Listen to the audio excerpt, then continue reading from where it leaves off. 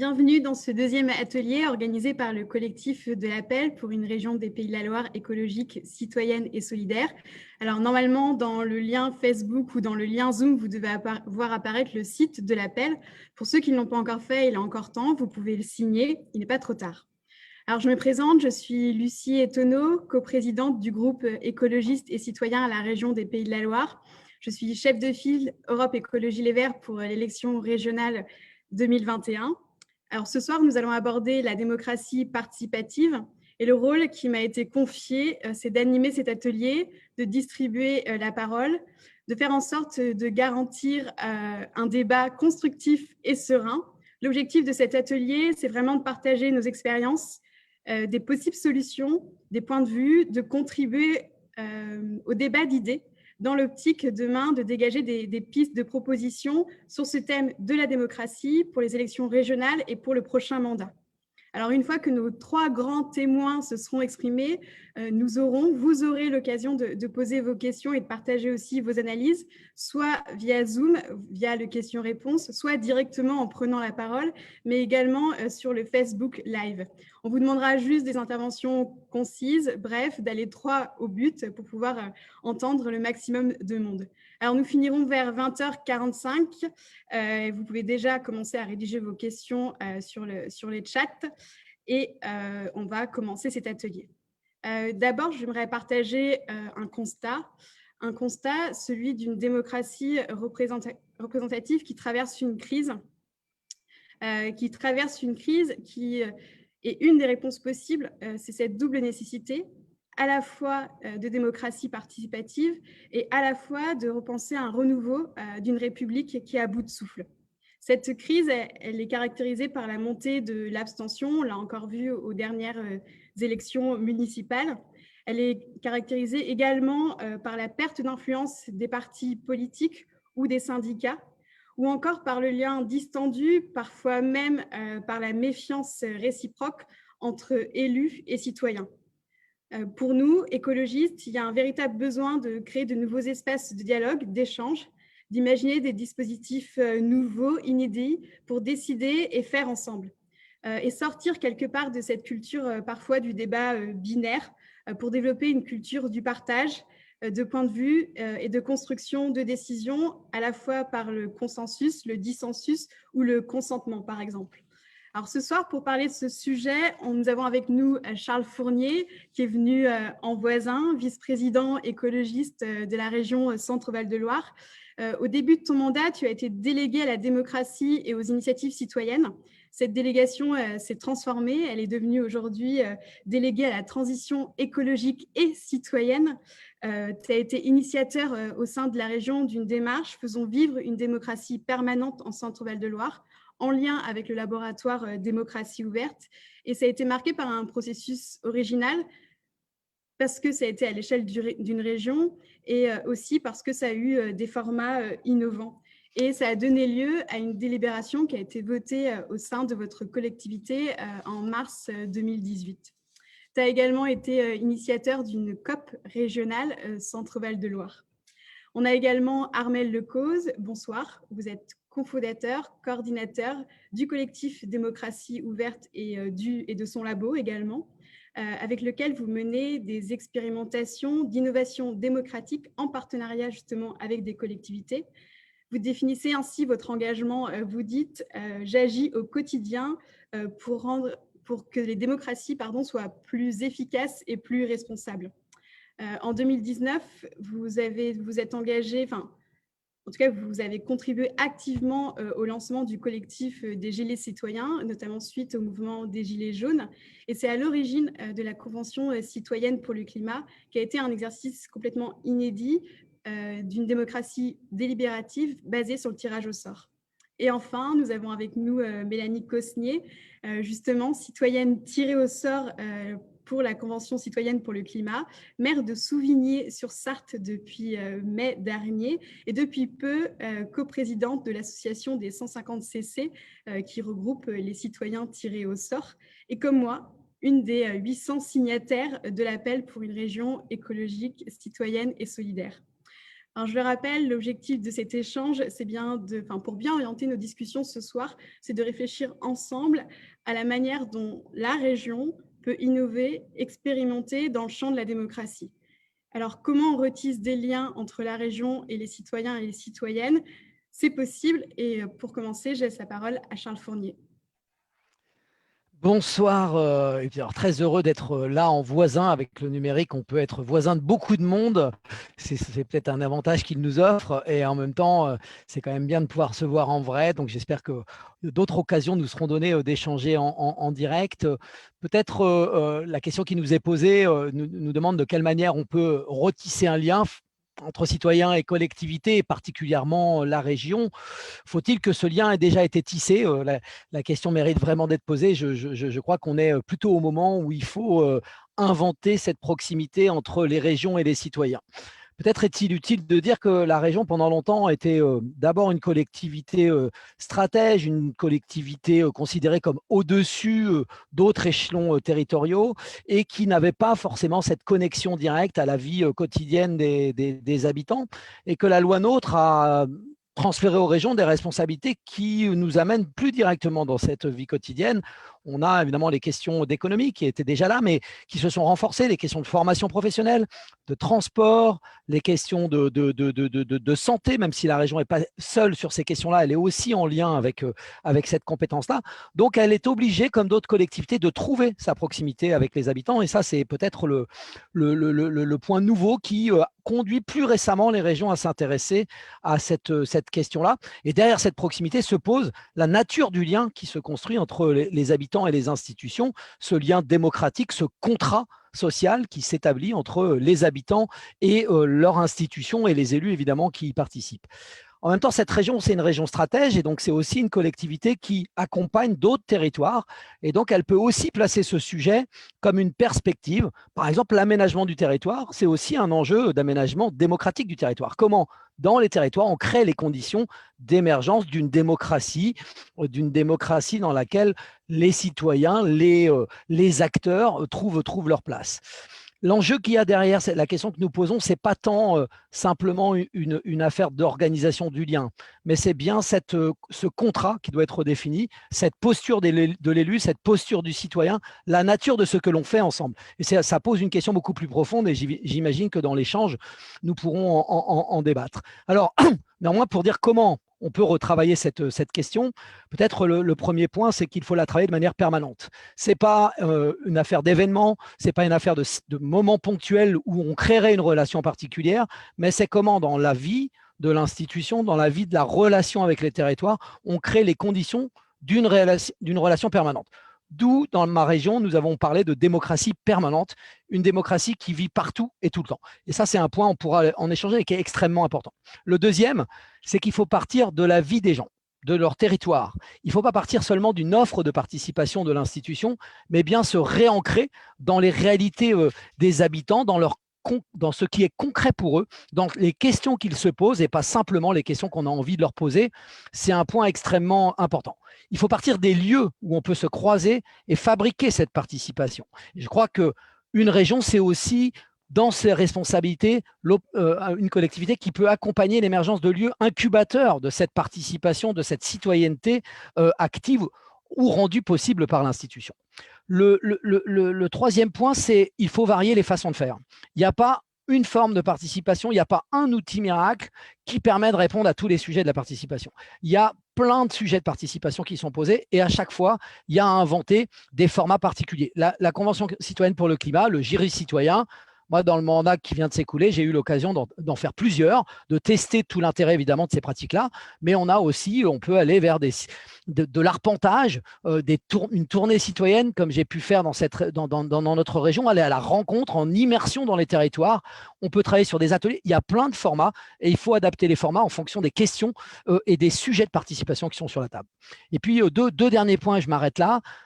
Un sujet, c'est l'articulation des échelles. La difficulté aujourd'hui, c'est d'être noyé dans une offre de participation qui se construit à tous les étages. Et il faut trouver les moyens de mutualiser aussi cette question de la participation. Dans notre région, on travaille sur une hypothèse, qui est la création d'une coopérative régionale de la démocratie permanente, un outil d'organisation du débat public, de facilitation de la participation, qui pourrait se construire avec l'implication des différents échelons de collectivité. C'est un moyen peut-être de dépasser le millefeuille, le fait qu'on se perde au milieu de toutes ces offres de participation. Et puis enfin, peut-être un dernier sujet qui me paraît central, c'est que tout ça suppose des conditions, des moyens internes qu'il faut se donner. Ce n'est pas un supplément d'âme, c'est une orientation forte. Il faut des moyens financiers, évidemment, mais il faut aussi une culture interne favorable à cette participation. Il faut emmener toute une administration avec nous pour réussir ce projet d'une nouvelle relation avec les citoyens. Il faut aussi pouvoir tester, expérimenter, il faut travailler avec la recherche.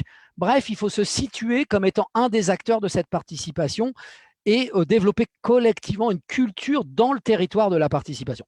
Voilà 5 conditions rapidement décrites, mais la discussion nous amènera sans doute à rentrer dans le détail, mais 5 piliers pour moi d'une relation réinventée entre l'institution et les habitants, puisque c'était ça la question initiale. Merci Charles Fournier. On va laisser la parole à Armelle Lecause qui peut peut-être aussi nous présenter quels sont les piliers aussi pour démocratie ouverte, pour retisser des liens entre les collectivités et les citoyens. Merci beaucoup. Bonsoir à tous. Du coup, ce qu'on préconise, nous, nos valeurs fondamentales au sein de démocratie ouverte et les 3 piliers pour améliorer le fonctionnement de la démocratie, c'est d'une part la transparence. On a souvent des citoyens qui ne comprennent pas forcément le qui fait quoi et comment sont prises les décisions, comment eux, ils peuvent agir en tant que citoyens. Et puis souvent, on a des institutions qui communiquent d'une manière assez descendante, qui peut être vécue comme condescendante par beaucoup de citoyens. Et donc, il y a un vrai sujet autour d'avoir une transparence beaucoup plus importante et une communication beaucoup plus authentique avec des collectivités qui ne se drapent pas dans une forme derrière le drapeau de la République, mais qui acceptent d'être dans l'expérimentation, dans l'essai-erreur, dans l'amélioration continue et dans d'autres formes de relations avec les citoyens. Donc, premier pilier, la transparence. Le deuxième, c'est celui de la participation des citoyens et notamment de leur développement du développement du pouvoir d'agir, faire en sorte qu'on ait des citoyens qui soient tous de plus en plus en capacité de s'engager en faveur de l'intérêt général et que les collectivités locales ne considèrent pas qu'elles ont le monopole de l'intérêt général parce que c'est aussi aux citoyens de s'engager et de s'impliquer et c'est du rôle des collectivités de leur proposer des opportunités d'implication et d'engagement, donc la participation citoyenne. Et puis le troisième pilier qu'on défend avec démocratie ouverte, c'est celui du collaboratif, de la coopération, c'est-à-dire que sur un territoire, il y a un maillage de différents types d'acteurs, dont les collectivités sont un des acteurs, mais il y a des associations, il y a des entreprises, il y a différents échelons de collectivités. Et du coup, il faut réussir une bonne coopération entre ces acteurs pour répondre ensemble aux énormes défis qu'on a face à nous. Donc, transparence, participation et collaboration, qui sont les 3 piliers de démocratie ouverte. Pour répondre à la question de comment est-ce qu'on peut recréer du lien, rapprocher les citoyens et leurs institutions, notamment une institution régionale. Je pars sur 3 propositions très concrètes. En fait, vous l'avez dit, on a un labo avec démocratie ouverte qui nous permet de mener des expérimentations avec les collectivités locales. Et donc, on fait des propositions d'expérimentation. Et parmi ces propositions, moi, je trouverais intéressant qu'on puisse tester la mise en œuvre de RIC. Donc, vous vous souvenez des Gilets jaunes et d'une demande phare assez centrale qui était le RIC, le référendum d'initiative citoyenne, et qui, pour moi, peut être une bonne idée si ça devient un RIC délibératif, c'est-à-dire une pétition qui puisse, donc des pétitions, c'est-à-dire démocratie d'interpellation, qui, avec un certain seuil, puisse déclencher une convention citoyenne, donc de la démocratie délibérative, qui puisse avoir le pouvoir de déclencher un référendum, donc de la démocratie directe, et tout ça en lien évidemment avec la démocratie représentative liée à l'élection. Et donc si on vient mailler de manière assez fine ces différents niveaux et ces différents types de démocratie, on peut être sur des choses assez puissantes. Donc testons le RIC délibératif. On a une note de Terra Nova à laquelle Démocratie Ouverte a contribué, qui est assez intéressante pour définir et décrire en détail ce à quoi pourrait ressembler ce type de dispositif.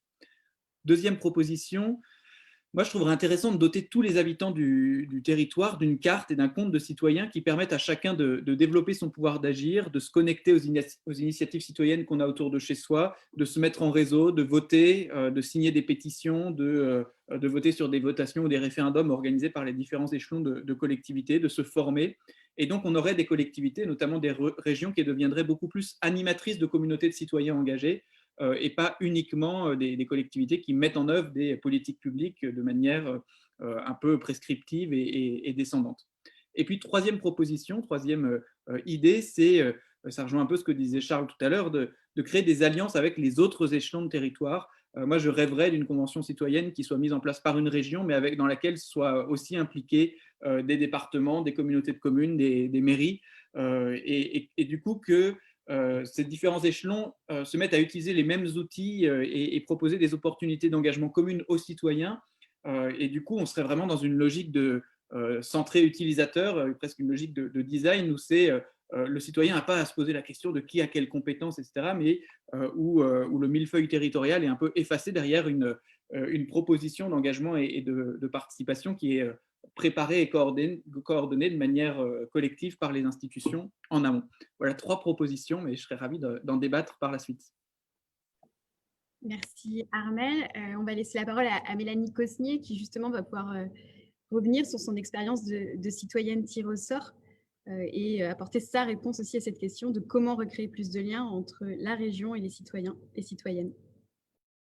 Bonsoir à tous. Donc moi, effectivement, je fais partie des 150 citoyens tirés au sort pour participer à la Convention citoyenne pour le climat.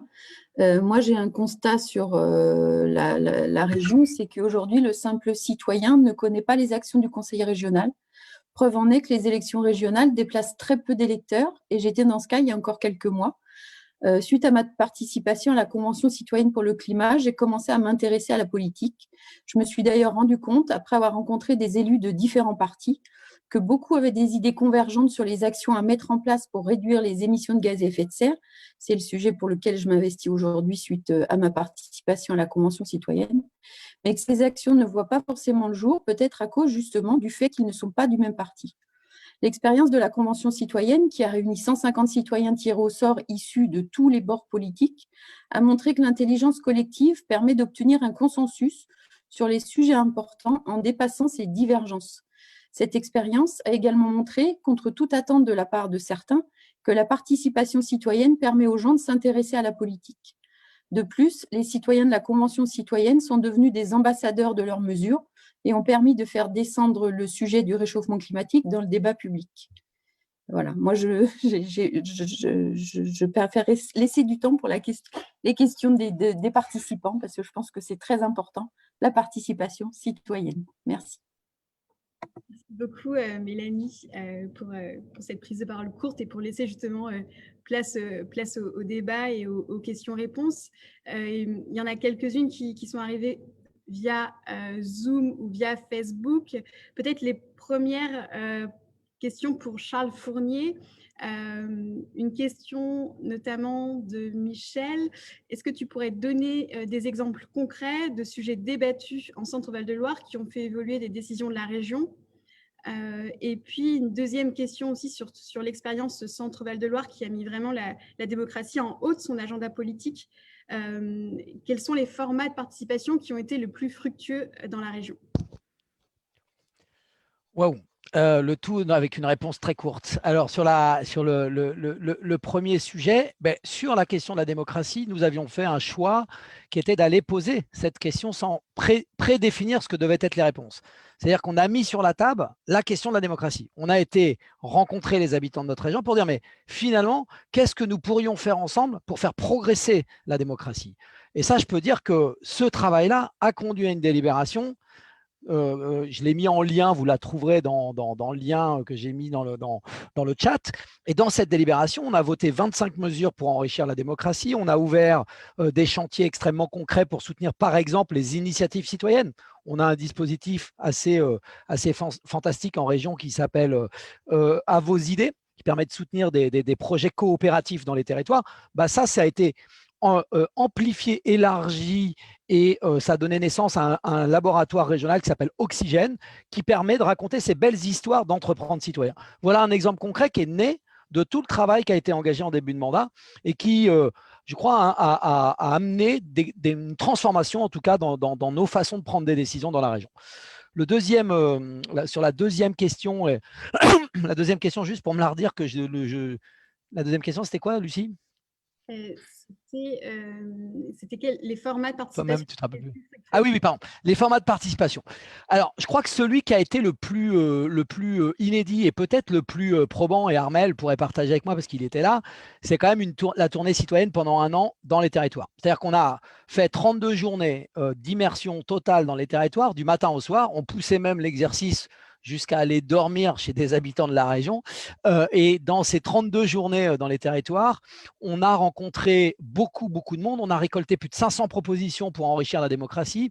On a rencontré beaucoup d'acteurs inspirants, 120 initiatives inspirantes dans les territoires, mais on a aussi rencontré des gens en colère, des gens qui mènent des luttes, et on a rencontré là, de ce côté-là, de l'expertise pour nourrir aussi nos réflexions. Et donc, je pense que cette façon de faire, cette immersion réelle dans la vie des territoires, dans la vie des gens, donc je crois que la région doit travailler à cette proximité et ce type de démarche. Voilà, on l'a reproduit plus tard en faisant des tournées dans les territoires avec notre Convention citoyenne pour le climat régional, où on a emmené les personnes tirées au sort, on a emmené des acteurs associatifs, on a emmené des chercheurs en bus faire des tournées dans les territoires à la rencontre des initiatives présentes dans les territoires. Et ça crée aussi d'autres formes de relations extrêmement intéressantes.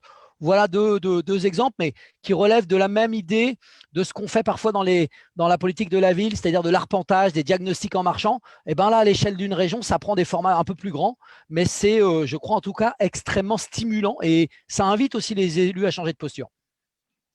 En complément, ce qu'on a testé durant cette tournée citoyenne, qui pour moi était assez intéressant. À chaque fois, on allait tester aussi des formats et des méthodes et des manières d'approcher les citoyens qui étaient différentes en fonction des citoyens. Et ce dont il faut bien se rendre compte, c'est qu'il y a évidemment jamais une réponse unique à la question de comment est-ce qu'on va faire participer et réussir à recréer du lien entre citoyens et institutions, parce que ça dépend et du citoyen et de l'institution, mais aussi du contexte, ça dépend de tout un tas de sujets. Malgré tout, il y a des ingrédients qui marchent bien. Quelque chose qui a bien marché en fait dans nos tournées citoyennes, c'était par exemple le fait de faire du convivial, du festif. On a organisé une guinguette citoyenne, une kermesse citoyenne, ce type de format où finalement on n'est pas là pour se prendre la tête non plus. C'est pas parce qu'on parle politique qu'on essaye de trouver des solutions à un territoire que ça doit forcément être chiant ou compliqué. Et donc du coup, voilà, des formats où en même temps on réussit à prendre du temps pour se connaître les uns les autres, pour créer du lien et pour faire la fête, mais aussi on réussit à contribuer et à donner du participatif, à faire du participatif. On a testé d'autres formats assez intéressants en venant se greffer à des fêtes de quartier, par exemple, ou à des matchs de foot, et dans lesquels on a réussi à faire participer des citoyens très éloignés des institutions d'habitude. On a été dans des entreprises, et à l'intérieur d'une entreprise, quand on fait participer les salariés, les salariés, c'est un public captif d'une certaine manière, et ils ne seraient jamais venus dans une réunion publique ou dans un truc plus classique. Et là, du coup, ils prenaient sur leur temps de travail et pas leur temps de loisir ou leur temps de famille. Donc voilà, il y a plein d'endroits où on peut venir apporter de l'innovation aussi dans des méthodes et des manières très fines d'organiser la participation et l'engagement citoyen. Merci. Alors, je vais prendre la question de Cécile Chirac et du coup qui s'adresse plus à Mélanie, et ça rejoint ce que tu viens de dire à la fin, Armel, sur le temps disponible. Donc, je lis son intervention, puis je laisserai Mélanie ensuite répondre. Est-ce que la participation des citoyens n'est pas aussi une question de temps disponible ? Comment la répartition du temps de travail et du temps de réflexion ensemble, d'engagement de chacun peut-elle être réfléchie pour améliorer la proximité ? Voilà, venir à un atelier de réflexion après une journée de travail me coupe de d'autres fondamentaux, ma vie de famille, le temps de détente. Il me semble que les participants de la Convention citoyenne pour le climat ont eu du temps pour s'informer et que ce temps-là était rémunéré. Mélanie, je te laisse apporter des éléments de réponse à Cécile Chirac. Donc, Cécile, la Convention citoyenne pour le climat, à l'origine, c'était 6 sessions, une session toutes les 4 semaines au CESE à Paris. Donc, ça commençait le vendredi midi, ça finissait le dimanche soir. Et c'était donc, à l'origine, c'était de début octobre à fin janvier. Après, on a eu les grèves de transport, le confinement, ça a été plus long. On nous a rajouté une session. Mais le fait est que c'est du temps sur le temps personnel, sur le temps de famille et sur le temps comment dire, le troisième terme, je ne sais plus, bref. Mais après, moi, j'ai pris ce temps pour travailler dessus. C'est aussi une richesse parce qu'on a rencontré les 149 autres citoyens, on s'est cultivé, on s'est informé, on a eu énormément d'informations. Moi, je dis souvent que j'ai remis mon cerveau en route, en fait, et que c'est une richesse incroyable, cette participation citoyenne. Et moi, je le souhaite à tout le monde, même si effectivement ça prend du temps. Les informations, on les a eues lors des sessions, du vendredi midi au dimanche soir, à chaque fois. Voilà, donc moi, je recommande à tout le monde de participer à ce genre de convention citoyenne parce que c'est vraiment un truc incroyable qu'on fait qu'une fois dans sa vie, quoi. Et du coup, alors vous n'étiez pas rémunéré, vous étiez indemnisé Si. de vos On frais. était indemnisé. On était indemnisé par jour de présence à hauteur des jurés d'assises.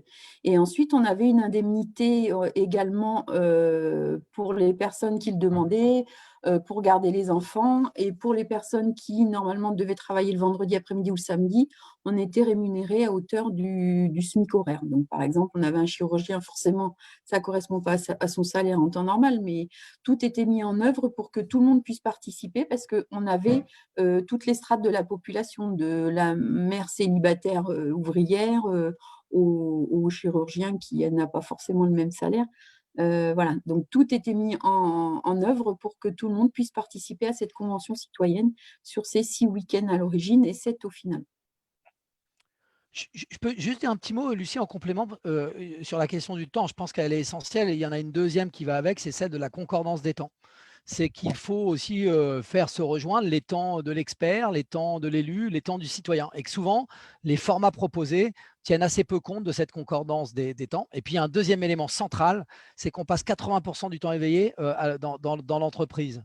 Et donc, du coup, si on ne travaille pas la démocratie dans l'entreprise, et il y a des enjeux autour de ça, alors elle ne progressera pas globalement. C'est-à-dire que la part de la relation avec les institutions est importante, mais on a tendance à tout centrer là-dessus, alors que ce qui se passe dans la vie du travail, c'est aussi un enjeu démocratique central.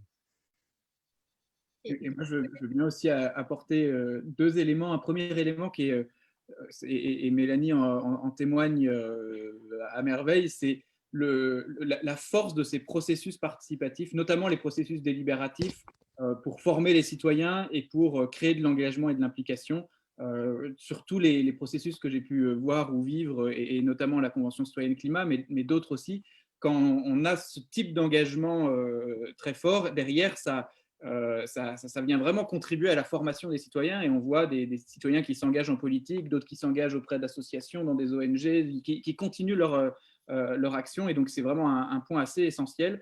Et l'autre point sur le temps, moi je trouve que ça rejoint la question du revenu de base, du salaire à vie, etc. C'est à l'échelle, on n'a peut-être pas tous les leviers à l'échelle d'une région pour faire ça, mais à une échelle nationale et même à une échelle d'une région avec de l'expérimentation, il y a un vrai sujet de comment est-ce qu'on réussit à donner du temps à ceux qui souhaitent s'engager et s'impliquer en faveur de l'intérêt général, et à faire en sorte qu'il y ait des congés citoyens, à faire en sorte que voilà, on puisse participer sans que ça soit un sacrifice et sans que ça soit que ceux qui culturellement ou sociologiquement ont du temps qu'ils peuvent consacrer beaucoup plus facilement, qui est vraiment accès à la participation, pendant que les autres triment au boulot et n'y ont pas accès. Pour peut-être revenir à la collectivité, il y a une question. Vous avez remarqué, alors plutôt à Charles Fournier, s'il pouvait revenir sur le frein que pourrait ou que pouvaient constituer les services à la connexion élus-citoyens. Et ça rejoint peut-être aussi ta concordance entre élus, citoyens et services aussi qui est nécessaire pour ce type de dispositif. Ah, excellente question. Je pense que j'ai un peu, au début du mandat, négligé cet aspect de l'interne. Et je suis parti plus bille interne vers l'extérieur. On est parti à la rencontre des citoyens, à la rencontre des territoires, à la rencontre des habitants, et pensant qu'on allait assez facilement emmener toute l'administration avec nous. Et je crois que sa propre préoccupation du positionnement de l'expertise, puisqu'ils ont un positionnement d'expertise dans cette relation triangulaire entre l'expert, le citoyen et l'habitant, elle est un peu essentielle et il faut aussi la poser en interne. Il faut aussi travailler cette question en interne. Ce qu'on a fini par faire, puisqu'on a mis en place un cercle de démocratie permanente avec des personnes issues de chaque direction, on a travaillé sur des entretiens pour les accompagner, chacun dans leur démarche d'amélioration de leur pratique au quotidien. On a créé un lab interne, on a créé une direction de la transformation numérique et citoyenne.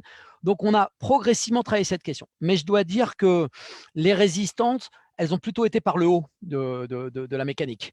C'est-à-dire que le système pyramidal conduit tout en haut à finalement à avoir plus de mal avec ce qui se passe parfois tout en bas.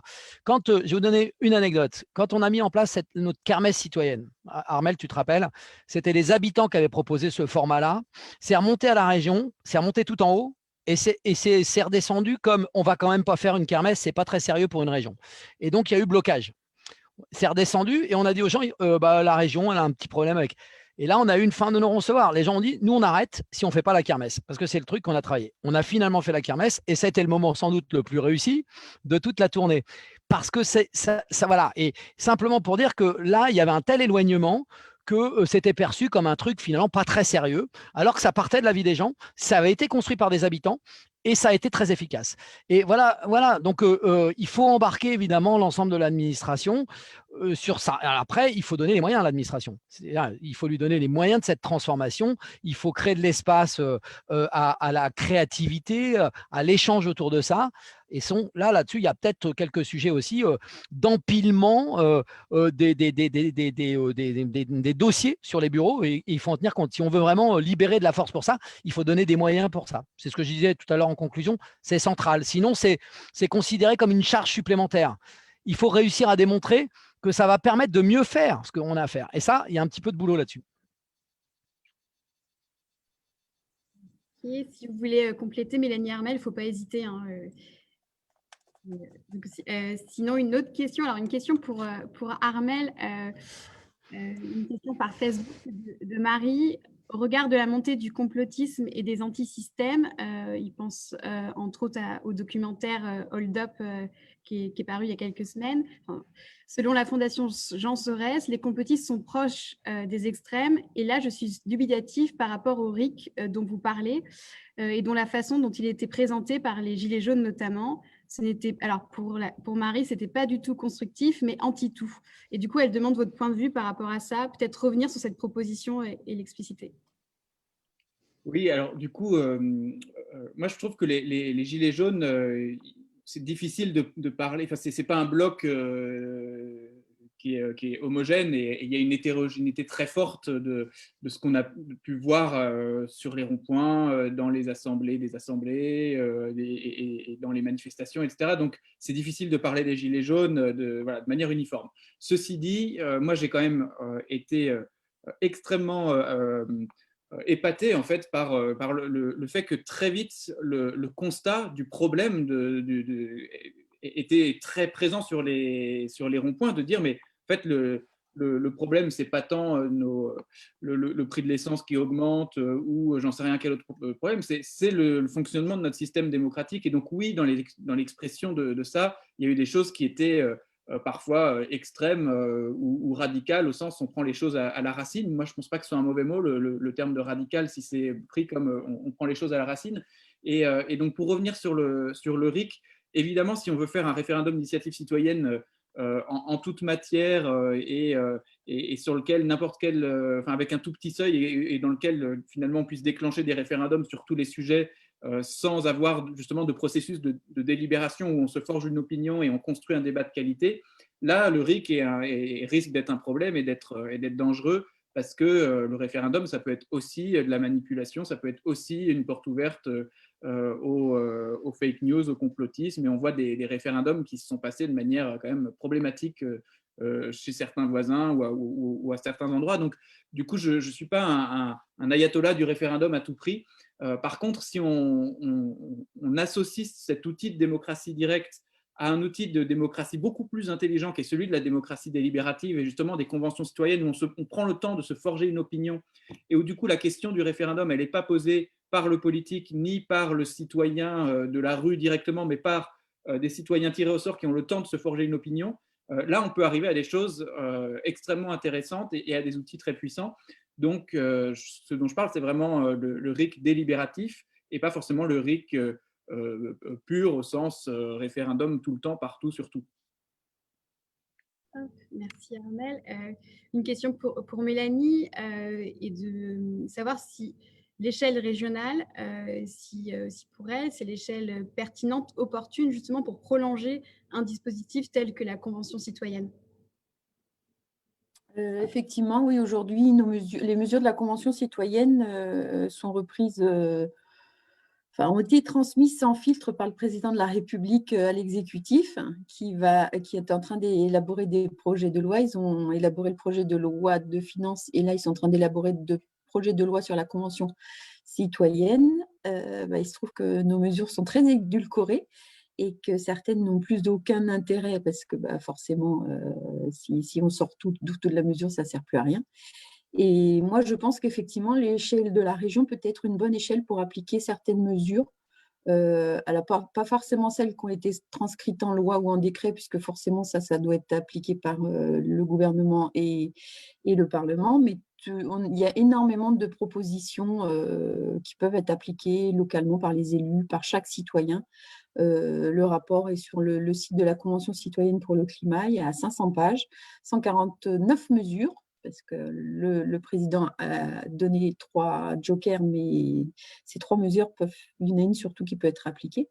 Et oui, effectivement, localement, à tous les niveaux, on peut appliquer les mesures de la Convention citoyenne pour le climat. Merci. Le tout, c'est de donner confiance et aussi d'assurer des garanties. Et ça a été exprimé aussi par Charles et par Armel. Ça s'est traduit notamment quand vous avez pris votre délibération. C'est un engagement concret aussi de la collectivité qui est de dire on consulte les citoyens, mais on met aussi en place ce que vous nous avez appris et on prend vos mesures telles quelles, sans filtre, ou du moins on les adapte, mais concrètement et sans les édulcorer. Une autre question. Alors, vas-y, Armel. Et du coup, je te pose une question et je te laisse répondre et tu peux ajouter. Il y a une question pour toi. Alors, du coup, je viens de me rendre compte que j'ai commencé par le vous et je finis par le tu. C'est sans doute le format Zoom qui donne ça. Alors, Gilles qui s'interroge autour de la carte citoyenne. N'est-ce pas une remise en cause de la démocratie représentative? Quid des programmes électoraux dans un système comme celui-ci? Finalement, après, ça sera une question pour Charles. Ils disent, est-ce que ce n'est pas le remplacement des élus par des animateurs et des citoyens encartés? Alors, peut-être, je voulais réagir sur la question de l'échelon régional. Pour moi, c'est là où l'échelon régional est intéressant, c'est que c'est un échelon sur lequel il y a quand même du systémique qui est possible, c'est-à-dire qu'une région, elle est capable de mettre en lien beaucoup d'acteurs à l'échelle de différents territoires, elle est capable de programmer des choses, de mettre en réseau, d'impulser, etc. Et donc, l'échelon régional, il n'est pas pertinent tout seul, mais par contre, il peut être très pertinent pour lancer des dynamiques, pour favoriser les initiatives citoyennes, pour les mettre en réseau les unes avec les autres, etc. Et donc, moi, je considère qu'un des rôles de la région, c'est justement de faire en sorte d'outiller et les citoyens en direct, mais aussi les associations, les collectivités locales et notamment les petites mairies sur lesquelles il y a beaucoup de choses à faire, mais pas beaucoup de moyens. Et donc, si on a le support et le soutien d'une institution régionale, ça peut permettre de démultiplier aussi l'action. Et donc, l'échelon régional, il est intéressant notamment sous cet angle-là. Sur la question de la carte citoyenne et de est-ce qu'on finalement on risque pas de remplacer les élus, moi je ne pense pas, c'est-à-dire que en tout cas nous dans Démocratie ouverte on est vraiment pas contre le principe d'avoir des représentants et on s'appelle pas démocratie directe, on s'appelle démocratie ouverte et dans laquelle du coup il y a certaines choses qui peuvent se faire de manière plus directe, une participation qui peut être plus directe à certains endroits, mais c'est très important d'avoir des élus d'une part pour impulser des choses, pour créer des dynamiques et on le voit dans les expérimentations qu'on mène, quand on a des élus qui sont porteurs, et c'est le cas avec toi Charles, et c'est le cas sur d'autres territoires, ça peut tout changer d'avoir des élus qui impulsent, qui lancent des projets, des initiatives, etc. Donc ça, c'est un rôle essentiel. Et c'est important aussi d'avoir des élus qui, derrière, prennent la responsabilité et assument les décisions. Si on prend l'exemple des conventions citoyennes, moi je pense que ce qui est intéressant, c'est que vous avez vraiment fait votre travail jusqu'au bout, parfois jusqu'à rédiger des propositions de loi, des choses sous forme, avec un comité légistique qui a pu vous aider à construire des choses sous forme de loi, mais derrière vous dites, les lois, ce n'est pas à nous de les voter, c'est au Parlement ou aux citoyens en direct si jamais il y a du référendum, et ce n'est pas à nous de faire en sorte de les appliquer, c'est le gouvernement qui doit être dans l'exécutif, et donc il y a besoin des deux, il y a besoin de plus de place aux citoyens, mais ça ne remet pas en cause la place des élus et de la démocratie représentative.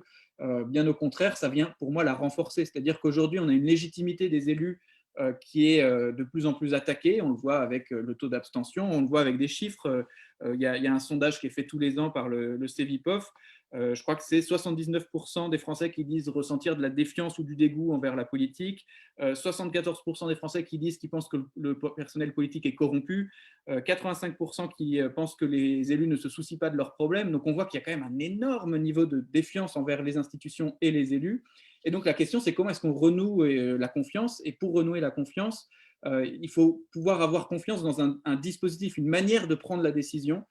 Et donc la confiance dans le processus de prise de décision, c'est quand on a de la transparence et un processus clair dans lequel les citoyens peuvent participer. Et donc on ne demande pas aux citoyens d'avoir uniquement confiance dans une personne en disant votez une fois tous les 5 ou 6 ans, et puis si jamais vous n'avez pas aimé, vous voterez pour quelqu'un d'autre le coup d'après. Merci. En complément, en complément, parce que la question m'était posée aussi, et puis il y en a une qui est un peu liée que j'ai vue dans les discussions sur finalement, est-ce qu'en situation d'urgence, s'empêtrer avec des citoyens, voilà, est-ce qu'on ne va pas provoquer de l'inertie dans des situations d'urgence? Alors, d'abord dire que la démocratie représentative, enfin, je pense qu'aujourd'hui, on est davantage.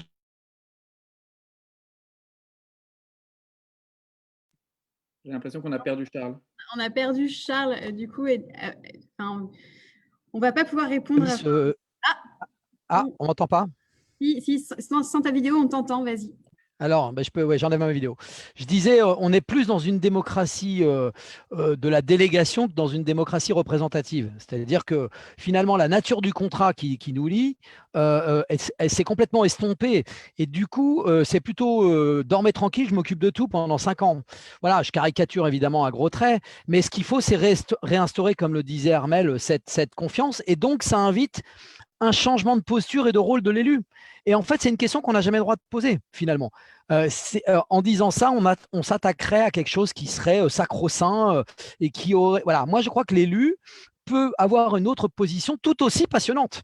Il ne va pas perdre, il va gagner autre chose. C'est d'être la chambre d'écho de ce que des gens sont en train de faire, d'être la chambre d'écho de l'intelligence collective, d'être celui qui crée des liens entre ce que des gens sont en train de faire au nom de l'intérêt général. Être l'animateur de tout ça et le garant de l'intérêt général, c'est passionnant. C'est tout aussi passionnant que de se retrouver, c'est même plus passionnant que de se retrouver tout seul à prendre une décision dans un bureau parfois éloigné d'une réalité. Alors, ce n'est pas comme ça que ça se passe, évidemment. Je fais à grands traits. Et donc, je crois qu'il y a au contraire un intérêt aussi pour l'élu de se retrouver dans une autre manière de faire. Et puis, sur la question de l'urgence, en fait, la question, c'est la légitimité de la décision. Et bien sûr qu'il y a des moments d'urgence où la décision peut se prendre sans un processus de concertation. Mais elle risque de ne pas être légitime s'il n'y a jamais de processus de concertation. Si on a le sentiment finalement que tout se décide à un endroit, à un instantané, sans l'enrichissement, la contribution citoyenne. Et puis dernier point, on ne participe pas à tout le temps. Voilà, on n'est pas on va participer parfois à des sujets qui nous intéressent particulièrement et on ne va pas forcément décider, on va préparer, on va délibérer. Ce qui est central, c'est le fait de délibérer. La décision, elle relève de l'institution, c'est dans nos règles aujourd'hui, mais je crois qu'on peut vraiment changer ce rôle-là et que c'est très attendu et que je crois que ça fonctionnerait beaucoup mieux pour tout le monde si c'était le cas. Merci, merci Charles, merci à tous les trois. On va conclure cet atelier sur la démocratie participative qu'on pourrait poursuivre encore longtemps.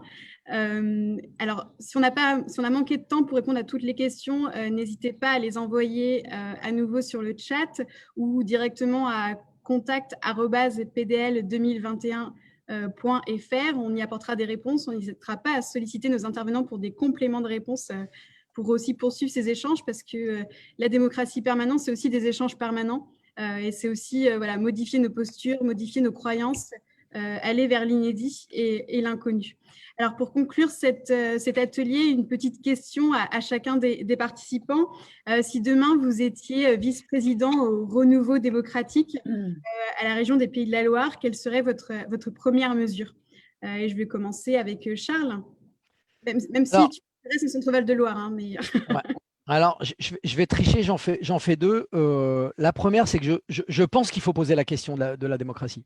Même si, évidemment, ça peut paraître abstrait, mais je crois que faire le diagnostic de l'état démocratique, comment chacun perçoit la démocratie, tant dans l'administration, je le disais tout à l'heure, qu'avec des citoyens de la région, c'est une façon de retourner aussi le sujet et pas de partir d'une seule offre, mais bien de l'interrogation que peuvent avoir les uns les autres, ou les propositions d'enrichissement. Et puis ma deuxième proposition, parce que je n'ai pas développé ça ce soir, mais pour moi c'est central, la démocratie, ce n'est pas que le pouvoir de décider, c'est aussi le pouvoir de faire, le pouvoir d'agir. Et donc, si j'étais vice-président de votre région, je mettrais en place un dispositif de soutien aux initiatives citoyennes coopératives, parce qu'il faut que ça entraîne du faire ensemble, et j'apporterai je montrerai comment finalement il y a des tas de gens qui sont déjà en train de changer le monde, et que si on en était la chambre d'écho, peut-être qu'on accélérerait les transformations qui sont nécessaires d'être faites aujourd'hui. Merci Charles. Armelle, quelle serait... Il y a Armelle qui te dit bonjour. Pardon. Ma première mesure, ça serait d'organiser un séminaire pour en fait repenser complètement le fonctionnement des prises de décision au sein de la majorité elle-même. Et du coup, on oublie souvent, en fait, on pense souvent à la démocratie comme si l'institution était un bloc et puis c'est institution par rapport aux citoyens. Mais en fait, au sein de l'institution, il y a aussi des jeux de pouvoir et une gouvernance qui est parfois compliquée. Et donc, je ferai vraiment en sorte qu'il y ait des nouveaux modes de prise de décision entre élus qui se fassent et que ça ne soit pas centralisé autour d'un président et puis des vice-présidents qui ont du mal à exister, puis les autres élus qui ne savent même pas exactement ce qui se passe, où ça se passe, comment ça se passe, pour que déjà au sein de la majorité, il y ait un mode de fonctionnement et un mode de prise de décision qui soit beaucoup plus issu de la gouvernance partagée. Et pareil avec l'institution et l'administration pour essayer de repenser, de réorganiser les services pour aller vers une administration qui, elle aussi, fonctionne de manière beaucoup plus démocratique. Je commencerai par là parce que si jamais on réussit à faire bien fonctionner ça en interne, derrière, on peut dérouler des choses beaucoup plus puissantes et beaucoup plus rapidement aussi en externe. Merci. Mélanie. Alors moi, je vais conclure, je suis la dernière. Moi, je suis persuadée que les actions viendront de la base et des citoyens. Donc, je mettrai en place des conventions citoyennes sur les compétences du conseil régional tous les 2 ans. Alors, il faudra prévoir un petit budget afin de consulter les Ligériens sur tout ce qu'ils veulent pour leur région. Ça permettrait à chaque citoyen tiré au sort d'agir comme l'ont fait les citoyens de la Convention citoyenne, c'est-à-dire de se saisir du sujet présenté, puis de partager avec les autres les citoyens ligériens. Ces conventions seraient suivies de votes en ligne afin de faire valider les propositions par l'ensemble de la population des Pays de la Loire. Moi, ça crée du lien entre les citoyens et ça permet de tout aplatir et de tout repartir de la base et pas toujours du haut de la pyramide. Merci à tous. Merci à vous pour ces échanges inspirants. Merci aussi aux participants pour leurs questions et puis pour leurs remarques. Cet atelier sera disponible en replay sur YouTube, sur SoundCloud, également sur la page Facebook. Les prochains ateliers porteront sur l'égalité femmes-hommes, sur l'alimentation, sur l'agriculture, sur la relocalisation de l'économie, qui est aussi une grande compétence aussi de la région. Voilà, c'est un beau programme en perspective sous ce format aussi court. Pour celles et ceux qui ne l'ont pas encore fait, je le redis, vous pouvez signer l'appel et le lien il est disponible dans le chat. Je vous souhaite une belle soirée, je vous dis à bientôt. Maintenant, vous pouvez passer directement sur la 2 pour écouter d'autres paroles inspirantes, celles de Barack Obama. Je vous souhaite une belle soirée, à bientôt et merci à tous les 3.